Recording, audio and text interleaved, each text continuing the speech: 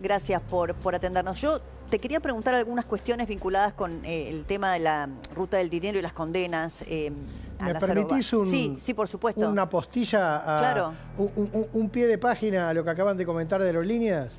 Sí. Una jueza laboral hoy suspendió el DNU de Milei que limita el derecho de huelga. El 340, el servicio esencial. Exactamente, que ese decreto obligaba a prestar un servicio aeronáutico por lo menos entre el 50 y el 70%, con lo cual me parece que por ahí habría que vincular los dos hechos, ¿no? Sí, la declaración de la huelga que se conoció después de esta decisión judicial dictada a pedido de la CGT.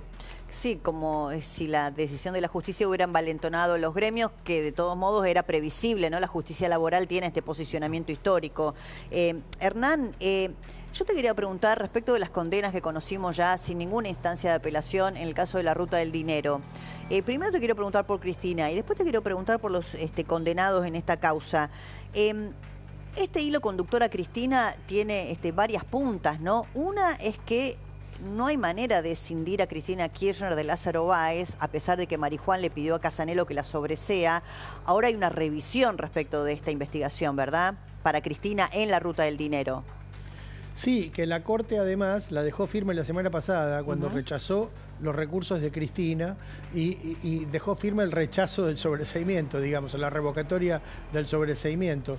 A ver, lo que va a ocurrir ahora es que la justicia debería seguir investigando este nexo entre la fortuna de Báez y Cristina Kirchner. Ahí no nos tenemos que olvidar que el último día de la presidencia de Macri, la UIF, la Unidad de Información Financiera, que es querellante en la causa, presentó un informe con 75 indicios donde sostenía que la fortuna de Báez, casi 100 y pico de millones de dólares, en realidad era de los Kirchner. Claro. Sobre esto no hubo ninguna certeza, ni se avanzó en corroborar esto. Pero esa es la hipótesis que mantiene viva, digamos, el link, el nexo entre Cristina Kirchner y este expediente. Sí, sí, que inexplicablemente yo recordaba aquellos primeros años de investigación, ¿no? Cuando el fiscal Marijuán llevó las retroexcavadoras a la provincia de Santa Cruz para remover la tierra en los campos de Lázaro Báez, como si hubiera posibilidades allí de encontrar dinero enterrado, y después terminó pidiéndole a Casanelo que sobresea a Cristina, ¿no? Un poco contradictorio. Sí, en un dictamen donde además rescataba que se habían analizado el teléfono de Cristina Kirchner, de Báez y del entorno de ambos, y se hablaba de más de 300 cruces entre personas del entorno de uno con las personas del entorno de otro. Bueno, esto sigue siendo una pista que está abierta, y el otro link, me parece, Débora, es un poco el paralelismo que estabas trazando vos hace un rato, ¿no? En el caso de Lázaro Báez, de la ruta del dinero K, hubo una condena, hubo un fallo de casación, es decir, doble instancia, una apelación que llegó a la Corte y la Corte rechazó todos los recursos mediante un 280, que aprendimos que es este artículo del Código Civil, del Código Procesal Civil y Comercial, que le permite a la Corte rechazar los recursos sin dar explicaciones. Si nosotros hacemos el paralelismo con lo que pasa en la causa Vialidad, estamos en una situación parecida, ¿no? Condena en primera instancia, doble conforme, recursos, y en la Corte pareciera que prima este ánimo de encontrar la misma solución para el caso de Cristina, rechazar todos los recursos. El asunto es cuándo. Claro. Si ahora, en junio, o más adelante, o si el calendario electoral corre más rápido que el calendario judicial. Sí, yo ahí no sé, es una especulación, por supuesto, y más la información que vos tenés siempre tan calificada, Hernán, pero la Corte habitualmente no quiere quedar envuelta en los escándalos políticos y eventualmente que sea la política la que resuelva sus cuestiones extrajudicial. Pero a mí me parece que sería más conflictivo aún para la Corte fallar en el transcurso del periodo electoral, ya o con Cristina inscripta en una alianza o con Cristina electa, que hacerlo antes, ¿no? Y ya terminar con este tema. Sí, es más, yo creo que hasta ahora, en este momento, es una decisión judicial la que tiene que tomar, digo. Me parece que estirar el plazo, ahí sí estaría alimentando la especulación política. Pero bueno, en la Corte hay que ver qué... Se van a reunir este jueves en acuerdo, hay que ver qué conversan ahí los jueces, a ver si ya hay alguna decisión de cuándo es el tiempo de dictar la sentencia. Sabemos que Lorenzetti tiene ahí una posición de que quiere que se dicte en este mes de junio, y junio acaba de arrancar. Claro. Yo ahí quiero quiero sumar también a un abogado penalista a la conversación, Hernán, porque yo preguntaba, no podemos decir que hay impunidad, por supuesto, porque la causa avanzó, se llegó a condena, ya está firme, pero a uno le queda gusto a poco. Lázaro Báez está en su casa. Ya Sí. él tiene una condena a 10 años de prisión. ¿Se da por cumplida la pena, teniendo en cuenta lo que ya cumplió de arresto efectivo? No, mirá, Débora, tenemos acá una condena de 10 años para Lázaro Báez en esta causa, pero también hay pendiente una condena a 6 años en la causa vialidad, que todavía no empezó a cumplir ninguno de esos 6, o digamos, no se unificó con este. Además hay otras causas donde Lázaro Báez está condenado, una por ejemplo que está vinculada con una falta de pago de aportes de sus empleados. Con lo cual digo, este tiempo que Lázaro Báez lleva detenido y en arresto domiciliario, no te olvides que él está preso desde el año 2016. ¿Sí? Estamos hablando de que son 7 años prácticamente que está privado de su libertad y todavía le resta bastante por cumplir. Okay. Y en el caso de Martín, lo quiero preguntar también al doctor, porque Martín Báez tiene una condena 6 años, corríjanme, un poco más de 6 años de prisión y estuvo preso 4 años y medio. Bueno, claramente, ¿qué tal? Buenas ¿Cómo tardes. estás? Es decir, lo que se analiza ahora es que estas condenas quedan firmes y si existe alguna condena colateral, lo que se va a hacer, se va a unificar por el artículo 58 del Código Penal, ¿sí? Por eso digo que las condenas quedan firmes, pero si hay más procesos paralelos, después todas esas condenas se acumulan y se aplica el artículo 58 en el caso de Lázaro Báez. ¿Y Martín Báez tiene que volver a prisión? Bueno, No, claramente. ¿Ya se da por las 2/3 partes? Claro, si ya cumplió, es decir, de los 6 años, cumplió el Tuvo requisito 4 años y medio temporal él. y el servicio penitenciario dio los informes criminológicos buenos, bien, él puede estar en libertad condicional. Salvo de que exista otra condena y ahí lo que tiene que es si se vuelve a unificar y ahí se revé si sigue bajo el beneficio de la condicional o se revoca. ¿Vos qué decís? Que ya está para Hernán, para Martín Báez ya está. Claro, ya la justicia dijo que estaba en condiciones de quedar en libertad condicional y no se da la hipótesis de otra causa que no tiene, ¿no? Digamos. Claro. Ahora, sí, Jan, decime. Hernán, te quería preguntar por el caso de Lázaro Báez en particular, porque según tengo entendido, desde su defensa marcan que entre lo que estuvo preso en Ezeiza y lo que lleva en su domicilio del Calafate llega a 9 años y 6 meses de prisión, ¿es correcto? Mirá, no sé cómo es el cómputo, pero si es así, tendría que pedir en todo caso la posibilidad de excarcelarlo, pero como decíamos, que lo excarcelen en esta causa no quita que a lo mejor pueda estar en libertad en esta causa, pero tiene la condena, la perspectiva de que la condena de vialidad quede firme, claro. Con lo cual difícilmente quede en libertad. Claro. Lo más probable es que le digan, ok, puede estar en libertad condicional en esta causa, pero se lo anotamos a la otra, digamos. Claro, vos recién yo decía, bueno, esta causa investigó, creo que es desde 2010 a 2013, Exacto. Probó y son, lo pongo en números redondos, 60 millones de dólares, ¿no? Sí. Ahora, está con nosotros Ariel Korenberg también. Parece que es un botón de muestra. Es solo una muestra. La magnitud del daño que hizo las cuestiones de los casos de corrupción durante el kirchnerismo, yo hice un cálculo como investigador con CONICET en su momento, por ahí te acordás, que daba alrededor de 36.000 millones de dólares en 11 años. 36.000 millones de dólares en 11 años. Eso equivale exactamente a las reservas del Banco Central hoy. Para dimensionar la magnitud de lo que se ha si robado, hoy el Banco ¿no? Central dispusiera de esos 36.000 millones de dólares, que es una forma de decir el ahorro del país está en la reserva del Banco Central, no habríamos recurrido de vuelta al Fondo Monetario. Sí, sí, y el dólar sería 500 pesos. ¿Y cómo hicieron ese cálculo? Ahí Sí, que Carlos. si fueran 36.000 millones de dólares, como dijo Ariel, en realidad serían la misma cantidad de reservas que tiene el Banco Central en la actualidad. Pero lo que hay que decir, lo impúdico de Lázaro Báez, es que Lázaro Báez se compró 450.000 hectáreas en Santa Cruz. Para tener una idea, 450.000 hectáreas en Santa Cruz. Un empleado de banco que terminó siendo un terrateniente. Sí, además hay que decir que el 22 de mayo del 2003, antes que asumiera Néstor Carlos Kirchner, que asumió el 25 de mayo del 2003, se creó la empresa Austral Construcciones, que durante La etapa del kirchnerismo prácticamente se quedó con el 80% de la obra pública de la República Argentina. Para entender lo impúdico y para seguir entendiendo, tenía 298 propiedades Lázaro Báez, que dijo el fiscal Luciani, de las cuales 129 estaban en el Calafate. Claro. 79 estaban en donde son los Kirchner, en Río Gallegos. Bueno, además, Hernán, esta particularidad, ¿no? Que los anticipos de obra pública, en el caso de Lázaro Báez, creo que eran el 30%, algo inédito, solamente explicable por el hecho de que necesitaban hacer circular el dinero, ¿no? Y era el que cobraba el anticipo de obra antes que nadie. Débora, permitime Sí, agregar. eso se probó. Se probó en el caso Vialidad. Un detalle que por ahí podemos sumar, que con la condena firme de la Corte, no solo queda firme la sentencia y el hecho de que tengan que quedar presos para cumplirla, sino que también quedó firme la multa.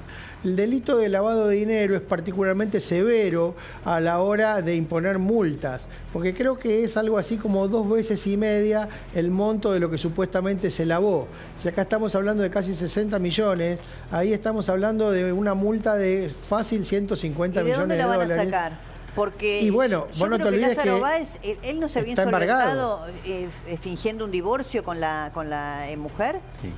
Pero está embargado ahí un patrimonio muy importante de Lázaro Báez. De hecho, el juez Casanelo hizo esa cuenta y mandó a los tasadores oficiales también a sacar la cuenta de cuánto valían sus estancias. Y todo ese patrimonio está embargado justamente a la espera de este momento. ¿Y se puede recuperar es el momento en el algo, cual entonces? el Estado tiene que reapropiarse del dinero que lo defraudaron. A ver, doctor, ¿cómo claro, es el claramente decomiso? la pena secundaria que está hablando Hernán Capiero, que es muy correcto, es decir, la pena lo que hace es decomisar el doble del valor por el cual el delito quedó probado, porque este es el monto que quedó probado, hay que ver si es así o no, o fue más. Porque de los 60 millones de dólares tiene que decomisarse el doble. Ahora, ¿el doble de quién? De todos los que fueron autores, coautores y cómplices. De todos los que participaron en el delito, ¿me explico? No es solamente Lázaro Báez. Mi pregunta es, Lázaro Báez, con toda esta banda de delincuentes, ¿tienen esta cantidad de dinero para decomisar? Ahí está el punto. Claro. Déjame hacer una acotación, no es Lázaro Báez solo, es un esquema que se creó en mayo de 2003. Sí.